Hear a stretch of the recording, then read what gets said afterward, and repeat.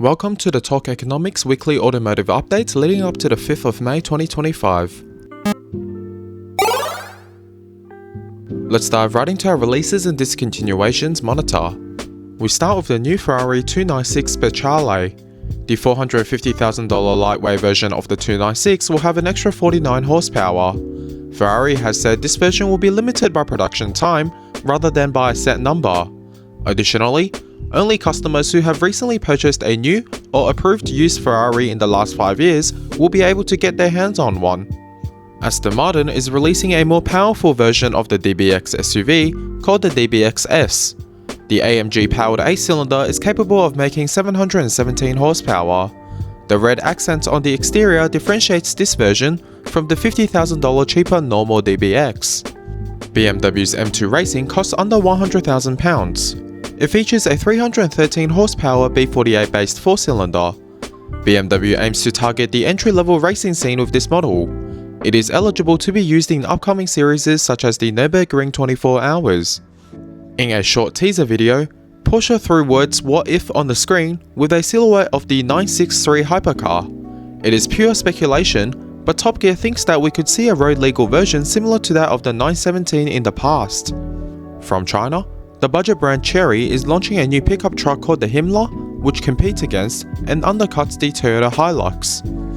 In addition, Chery's sub-brand called iCar is confirmed for both UK and Australia. This is a hybrid and electric brand whose flagship is the V23 that looks like a Jeep Wrangler. The V23 is an electric-only SUV good for 500 km of range and have some off-roading capabilities. The EZ60 SUV that has been shown as part of the Shanghai Auto Show in China has been an instant hit in the country. The styling has proved popular against Chinese counterparts, although it is unsure at this stage how it will translate into sales. Following on from last week where Renault experimented with using pineapple in cars, the Citroën C5 will use plastic made from vines as a byproduct of French wine production. This is another step to move towards the net zero target which the EU is proposing. Lastly, Renault has released a retro-inspired electric car, which is called the Stellantis Record 2025. As is in the name, the car is built for one purpose, and it is to break electric car records.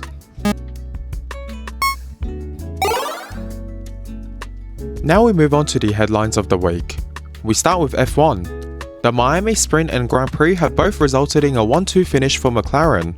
Piastri sits firmly at the top of the driver championship, and McLaren is far ahead of the second-place Mercedes by over 100 points.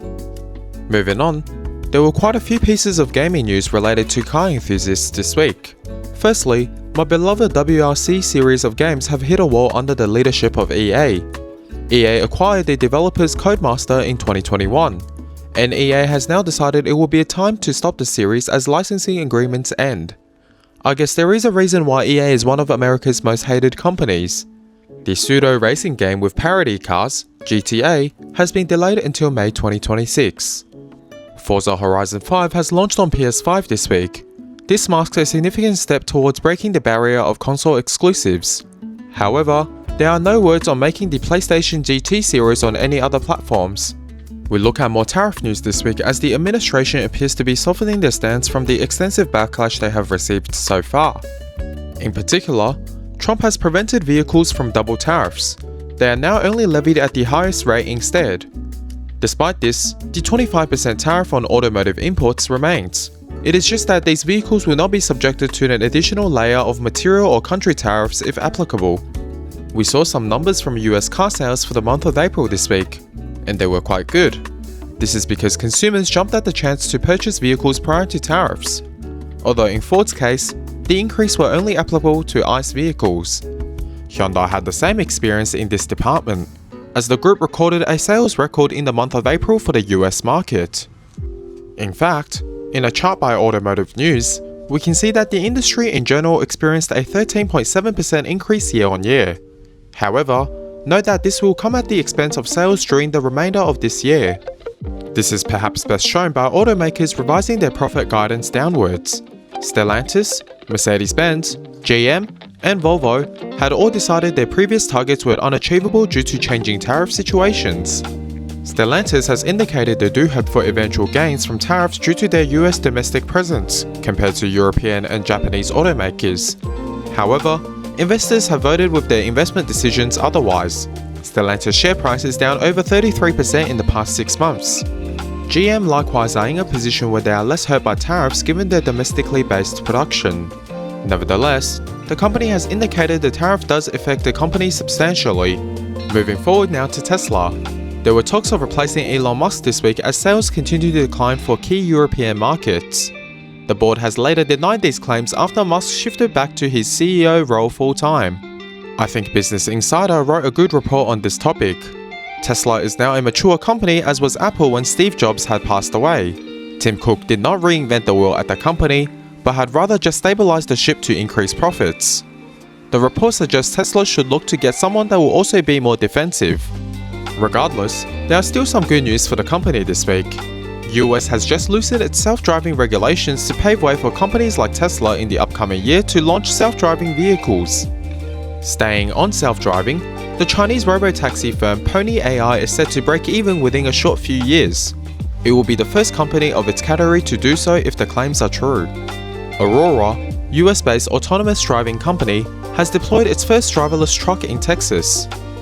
Waymo is partnering with Toyota for its next generation of self-driving vehicles as it looks to replace its aging Jaguar fleet. Toyota has also proposed to buy out and take Toyota Industries private this week as it looks to consolidate its supply chain. This will see the company having a tighter grip on its production line. VW are reportedly making less money despite higher sales as the conglomerate make less money per vehicle on EVs. I'm sure this would improve over time. McLaren has found itself a new CEO under the new owners. Nick Collins previously worked at Ford and Jaguar Land Rover. In other news, the 2025 Ford Mustang GTD, which is the fastest US vehicle around the Nürburgring, has just broken its own record by 5.5 seconds with better traction control and powertrain settings. Michelin is developing airless wheels for the next Lunar Rover. US House Republicans are backing a $250 EV annual fee compared to the $88 average for gas-powered vehicles. This has received very negative feedback from the opposition party. The House also voted to revoke California clean truck policies whereby an increasing amount of trucks sold here have to be EVs. Moving on to the "They Just Cannot Make It Right" section. We have one notable recall this week in that the ID Buzz sold in the US are being recalled due to rear seating not meeting with guidelines. Sale of new vehicles have also been paused. It is unsure what the fix for this will be at this stage. Now, that was all for this video. Thank you very much for watching, and please look forward to weekly videos on an ongoing basis. On that bombshell, goodbye.